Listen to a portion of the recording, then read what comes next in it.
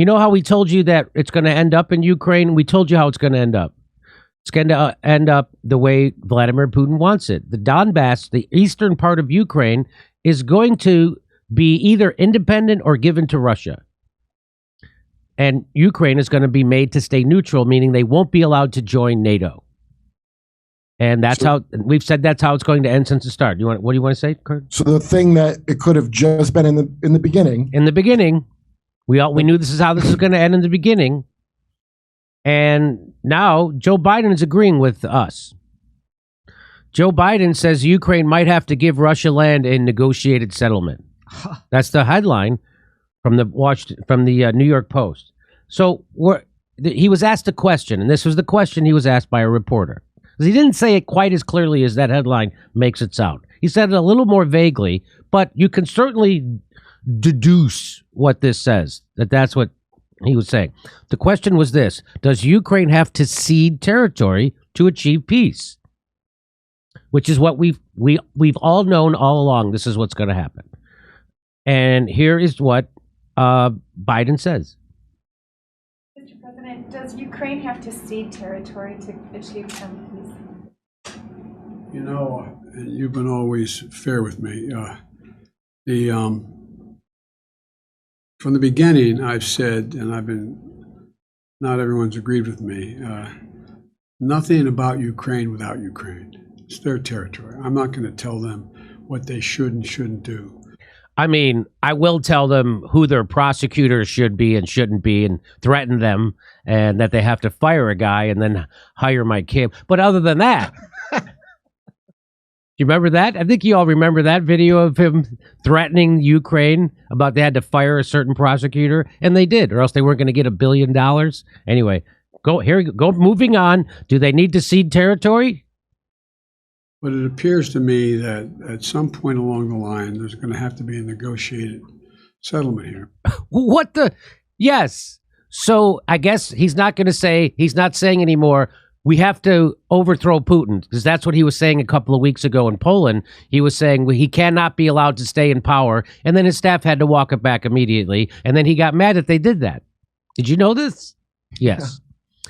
And so now he's saying that he understands there has to be a negotiated settlement. What did you think was going to happen? That Ukraine was going to crush Russia? And then Russia was going to submit to the fucking Ukraine? Of course, we always knew this, and so did he. But he had to get $54 billion out of the American Treasury and transferred to the national security state. That's what he had to do. And they did it. And so now he's admitting, right now, that's what that is, what he just said. I'll play it for you again. Let me play it again.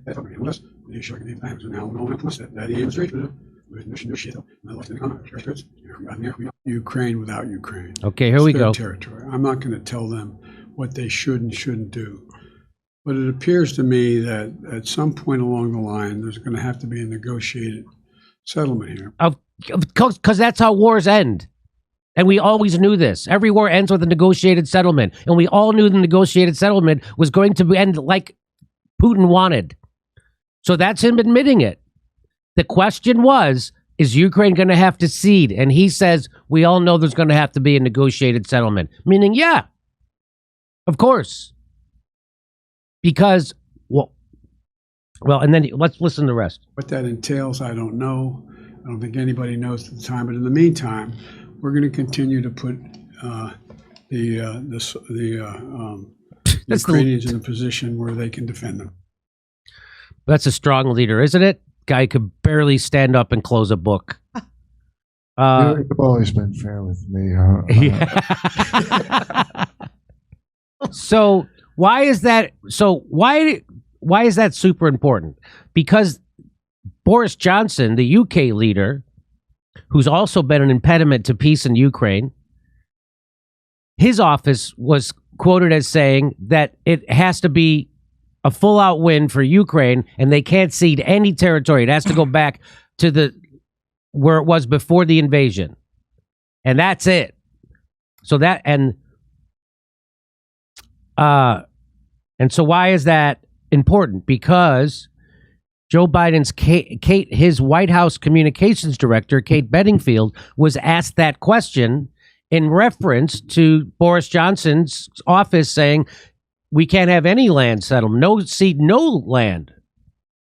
And they asked Joe Biden's communication director about that.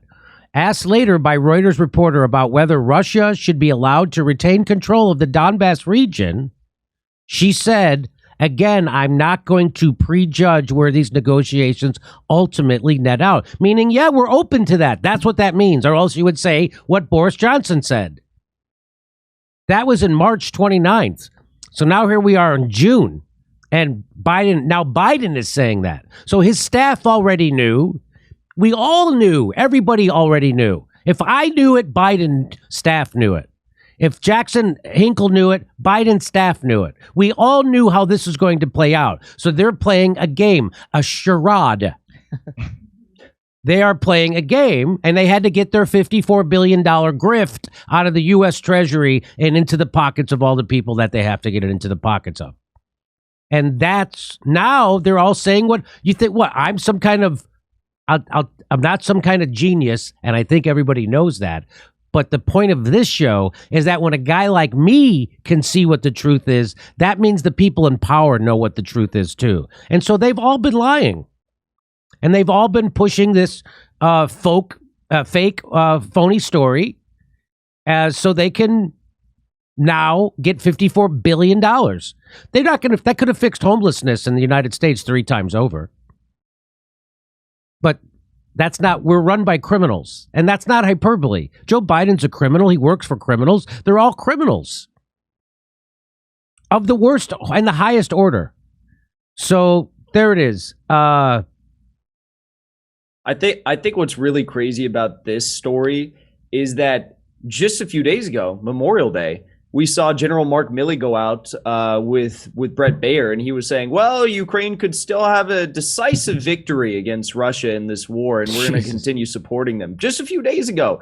But now they've seen the complete breakdown of Ukrainian troops in the Donbass, and I think the only reason why he's coming out and saying this is not because they all knew this was going to happen, but the reason why he's saying it right now is because Russia has effectively dismantled all Ukrainian positions in major key strategic points in the Donbass, and they're worried about what they could take next. Could they go further? Are they going to stop? Are they not going to stop where they thought they were initially going to stop? It could get a lot worse. Oh, you mean is Russia not going to stop where they thought they were going to? You mean you think they're going to go into Kiev? What do you think?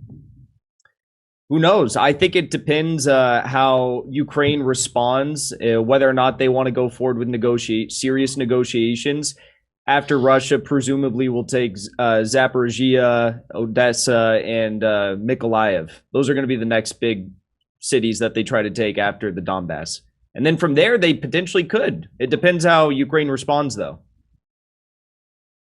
Okay, well, hopefully there'll be a negotiated settlement sooner than later, but yes, this is about energy sales. This is about energy transfers. This is about the United States oil producers getting more of the liquefied natural gas market in Europe and taking it away from Russia. But Russia's outmaneuvering NATO and Joe Biden pretty easily.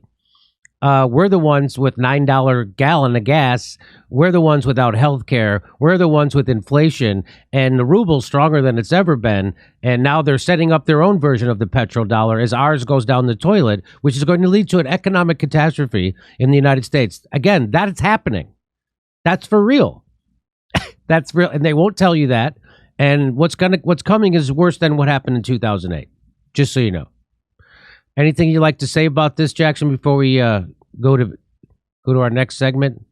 I think you hit the money on that one. You got it right. Hey, we're doing stand-up comedy in Irvine, California, Las Vegas, San Diego, Salt Lake City, Indianapolis, Louisville, all over the place. Go to jimmydorecomedy.com for a link for tickets.